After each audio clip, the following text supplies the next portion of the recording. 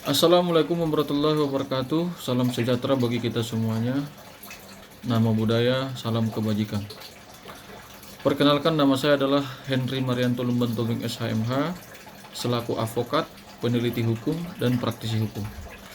Hari ini saya ingin menyampaikan kepada publikasi dan kepada seluruh masyarakat Indonesia agar mengetahui hukum publik itu seperti apa. Hukum publik adalah ada dua hukum publik, hukum material dan hukum acara pidana. Sebagaimana hukum material ini adalah menentukan kesalahan orang, hukum acara pidana adalah bagaimana menentukan atau bagaimana cara menentukan dalam hukum material itu terbukti atau tidak terbuktinya seorang bersalah atau tidaknya.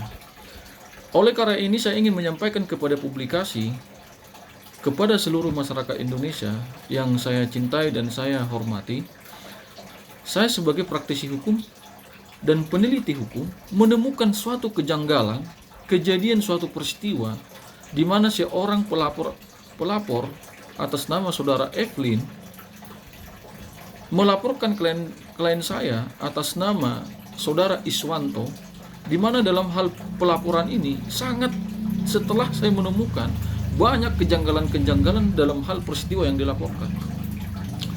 Nah, dalam hal ini, ketika saya melihat kejanggalan itu, di mana dalam peristiwa yang dilaporkan saudara pelapor adalah orang tua daripada korban yang dijadikan pelapor tersebut, di mana dalam pelaporan itu atas nama yang dijadikan korban putri kandungnya oleh klien saya atas nama Alfinaya. Dalam hal peristiwa ini dalam pasal 81 Undang-Undang Nomor 17 Tahun 2016 tentang perlindungan anak, di mana pelapor ini menuduh klien saya ini telah menyetubuhi putri kandung sendiri. Saya melakukan penelitian ini, di mana dalam penelitian ini saya menemukan ada suatu kejanggalan, di mana kejanggalan ini satu, tempat kejadian perkara dengan tempat tinggal sebelumnya klien saya ini tidak sesuai dengan apa yang dilaporkan oleh pelapor. Salah satunya alamat yang dilapor tempat kejadian perkara yang dilaporkan pelapor, Kampung Kandang, RT 03, RT 04, Mustika Jaya, Kota Bekasi. Itu yang dijadikan sebagai objek laporan dia sebagai tempat kejadian perkara. Dan saya melakukan penelitian ini menemukan faktanya, sedangkan tempat klien saya dengan dulunya putrinya si Alfinaya bukan di sini, tetapi di Kampung Kandang RT 02 RW 12. Nah, ini sangat bertolak belakang. Nah, yang kedua, saya menemukan kejanggalan. Kejadian yang dituduhkan September 2013 dilaporkan tanggal 2 April 2022. Nah, hampir 10 tahun itu kejadian baru dilaporkan. Ini sangat aneh. Dan mereka setelah saya melakukan penelusuran meminta sebagian keterangan bahwa ada kejadian peristiwa ini, mereka melakukan mencari data bahwa benar Alvina ini pernah berobat di salah satu rumah sakit Bella. Di Bella tidak menemukan, sehingga mereka melanjutkan di Dokter Kesbula Kota Bekasi untuk membuat visum. Keluar visum ini, di mana visum ini ada hasil luka. Ini sangat aneh. 2000 dan yang kedua dan yang selanjutnya ada kejanggalan lagi, di mana usia daripada pelapor ini sudah usia dewasa, tapi dijadikan menjadi korban di bawah umur. Ini sangat salah sekali dalam menentukan peristiwa. di dalam hukum acara. Deseng dan solen tidak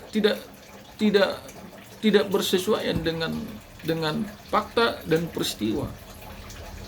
Di mana pada waktu terjadinya klarifikasi saya lakukan terhadap penyidik unit PPA Polres Metro Kota Bekasi, begitu arogansinya seorang penegak hukum ingin menetapkan tersangka karena sudah memenuhi hasil dari penyelidikan dan penyidikan. Tetapi saya ketika mengklarifikasi atas laporan itu dan ingin meluruskan atas peristiwa itu, tetapi seorang kanit yang arogansi dengan arogansinya akan menetapkan ini menjadi tersangka karena sudah cukup bukti. Tetapi saya sudah menyampaikan kepada kanit di mana kekurangan ini yang saya sampaikan ini kekurangan yang sangat janggal dan sangat belum bisa dan bahkan prematur atas peristiwa ini. Prematurnya peristiwa ini dalam penyelidikan, saksi dijadikan saksi, tetapi saksi menolak. Saksi ini memberikan pernyataan terhadap Polres bahwa dia tidak mengetahui atas kejadian peristiwa ini. Bahkan tempat kejadian saksi pertama ini sangat jauh. Begitu juga dengan saksi kedua yang dijadikan Pak RT yang ada di Kampung Kandang 02. Dia awalnya menolak ingin menjadi saksi karena dia tidak tahu atas peristiwa persetubuhan ini. Bagaimana mungkin seorang saksi dijadikan menjadi saksi tapi tidak dia tahu peristiwa ini. Ini sangat-sangat dipaksakan oleh penyidik. Sebelum saya menangani perkara ini sudah naik sidik dan bahkan mau ditersangkakan oleh pihak Polres Metro Kota Bekasi. Ini sangat aneh. Sehingga saya mengajukan langkah-langkah hukum, yaitu salah satunya membuat pengaduan ke Propam. Di Propam sudah naik ke Waprop dan juga meninjau ulang kepada Bareskrim Polri, kepada Mabes Polri dan Polda Metro Jaya sudah menggelarkan wasidik. Di mana gelar wasidik pada tanggal 2 Oktober 2023 SP2HP-nya keluar.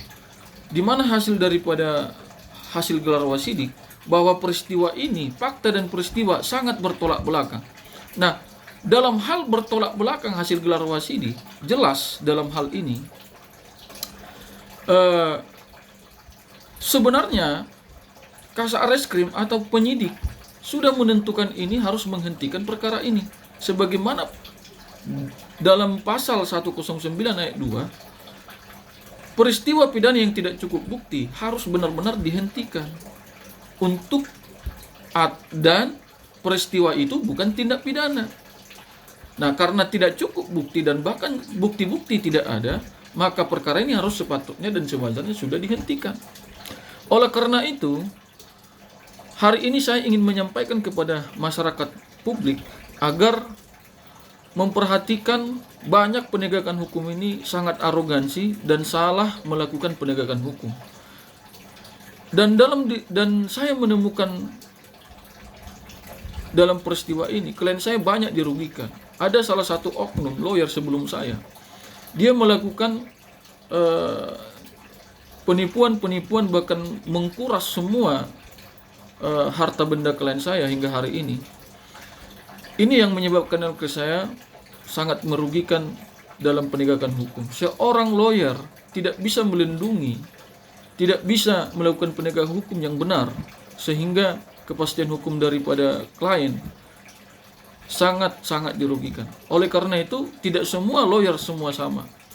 Tapi saya lawyer yang mempunyai integritas, punya loyal, mengawal kasus ini sampai selesai dan memberikan rasa perlindungan hukum kepada klien. Jadi oleh karena itu, kepada saudara-saudaraku yang kekasih yang dimanapun Anda berada, jangan pernah salah memilih seorang pendamping. Pilihlah orang yang benar-benar loyal terhadap Anda dan peduli terhadap kasus itu dan mengerti dalam menangani perkara ini. Jadi jangan sampai memilih kucing dalam karung. Nah, oleh karena itu saya ingin menyampaikan terhadap peristiwa ini agar semua penegak hukum lakukanlah penegakan hukum yang adil. Lakukanlah penegakan hukum sesuai dengan hukum acara. Lakukanlah penegakan hukum sesuai dengan fakta dan ada fakta, ada peristiwa dan ada bukti. Kalau tidak ada bukti, tidak ada saksi, ngapain harus dipaksakan? Oleh karena itu, kepada penegak hukum yang ada di seluruh Indonesia ini, jangan pernah melakukan kearogansian terhadap masyarakat. Memaksakan kehendak itu adalah pelanggaran hukum. Oleh karena itu, saya ingin menyampaikan kepada publikasi agar benar-benar teliti, kehati-hatian dalam membuat laporan polisi. Jangan menuduh orang yang tidak melakukan kesalahan menjadi bersalah. Itu adalah zalim kepada setiap orang yang melakukan hal peristiwa itu. Saya sebagai penegak hukum, saya seorang lawyer dan peneliti hukum, akan melakukan perlindungan hukum terhadap orang-orang yang dizalimi. Dan saya akan terpanggil terhadap semua masyarakat apabila ada terjadi permasalahan hukum yang terjadi dalam lingkup masyarakat. Oke, demikian dan terima kasih. Salam hukum, salam sehat bagi kita semuanya.